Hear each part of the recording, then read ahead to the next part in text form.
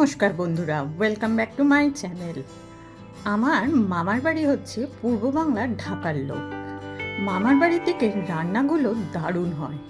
সেই পূর্ব বাংলার একটি হারিয়ে যাওয়া মাছের রেসিপি আজকে করব। মাছের দম। রান্নাটা অবশ্য মা করবে। প্রথমে দেখুন, যেই কড়াইতে রান্না হবে সেই কড়াইতে প্রথমে দিয়ে দিচ্ছে একটা ছোট দেখে পেঁয়াজ কুচি আর রসুন কুচি। আমি এখানে রুই মাছ দিয়ে করছি, আপনারা চাইলে কাতলা বা ভেটকি দিয়েও করতে পারেন। এর সাথে দিয়ে দেবো একটা মিডিয়াম সাইজের পেঁয়াজ কুচি আর একটা টমেটো কুচি, আর দিয়ে দিচ্ছি ঝাল অনুযায়ী কাঁচা লঙ্কা কুচি। এর সঙ্গে আপনারা শুকনো লঙ্কা কুচি করেও দিতে পারেন। আমি অবশ্য শুকনো লঙ্কার গুঁড়ো দেবো, তাই আর শুকনো লঙ্কা কুচি দিইনি। এবার দিচ্ছি আন্দাজ মতন হলুদ গুঁড়ো আর হচ্ছে লঙ্কার গুঁড়ো। এটা কিন্তু একটু ঝাল ঝাল হয় আর শুকনো শুকনো হয়, গরম ভাতে মেখে খেতে কিন্তু খুব ভালো লাগবে। দিয়ে দিলাম আন্দাজ মতো নুন। এই গুঁড়ো মশলা, নুন, এগুলো সমস্ত কিছু নিজেদের আন্দাজ মতন দেবেন।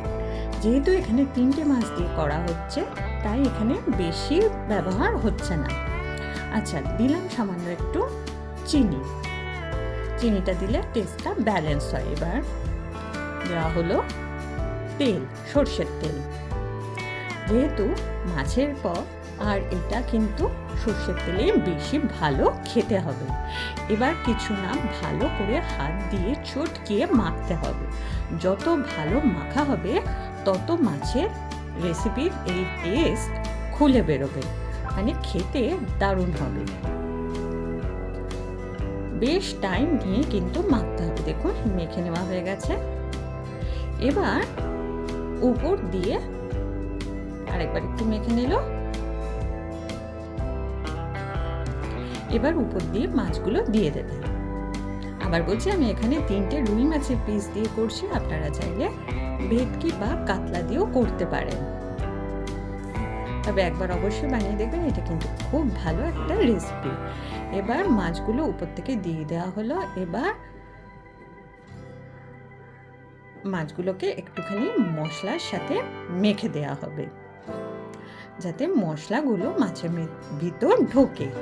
আচ্ছা, এখানে কিন্তু মাছ ভেজে রান্না করার কোনো প্রয়োজন নেই, এটা স্টিমে হবে। আজকে আমি বানাচ্ছি মাছের দম। এটা স্টিমে হবে আর ভাপে এটা রান্না হবে। ব্যাস, এটা হয়ে গেছে। এবার হাতে মশলা যেহেতু লেগেছিল সেটা ধুয়ে মা একটু উপর থেকে সামান্য জলে ছিটে দেবে। আর বেশি জল দেওয়ার এখানে দরকার নেই। পেঁয়াজ টমেটো থেকেই কিন্তু জল বেরোবে, সেই জল দিয়ে কিন্তু রান্নাটা হবে। দেখুন, শুধু হাতে মশলাটা মাখা ছিল, সেইটা ধুয়ে মা উপর থেকে একটু জল দিল। এবার এটা স্টিমে বসিয়ে দেওয়া হলো, আর উপর থেকে একটা ঢাকা দিয়ে চাপা দিয়ে দেওয়া হবে। অবশ্যই এখানে আমিই করছি, মা করেনি। আর গ্যাসের আঁচটাকে লো করে দিচ্ছি। একেবারে লোতে কিন্তু এটা রান্না হবে। বেশিক্ষণ টাইম লাগবে না, এই 10 মিনিট 5-7 মিনিটেই হয়ে যাবে।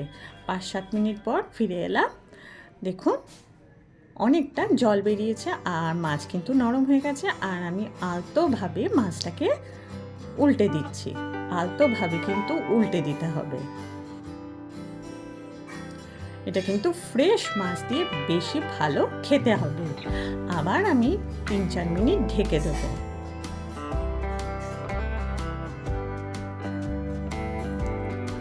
এবার ফিরে আসলাম 3-4 মিনিট পর। দেখুন, এটা সম্পূর্ণ হয়ে গেছে। উপর থেকে তেল ছেড়ে এসছে, মানে এটা হয়ে গেছে।